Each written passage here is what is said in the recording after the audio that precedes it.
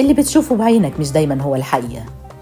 فيضان النيل اللي حاصل في السودان ومصر، وسد النهضة اللي بقى كابوس في عقول الناس، هو كارثة ولا يمكن يكون بداية نعمة؟ المية اللي بتغرق البيوت هي نفسها اللي بتخلي الأرض تطلع زرع وخير. الموت والحياة في نفس الكاس. الفيضان اللي شايفينه في السودان ومصر مش بس مية، ده بيوت اتغرقت وقلوب اتوجعت، لكن الأرض نفسها لسه بتنادي بالحياة. الناس اللي اتغرقت بيوتها وجعهم فخر لينا، لأنهم واقفين زي أجدادنا زمان اللي كانوا بيستقبلوا الفيضان ويقولوا المية دي مش لعنة، ده وعد جديد. الكوارث ساعات بتخلي الناس تسيب بيوتها وتبني حياة جديدة، كأن النهر بيرسم حدود جديدة بإيده.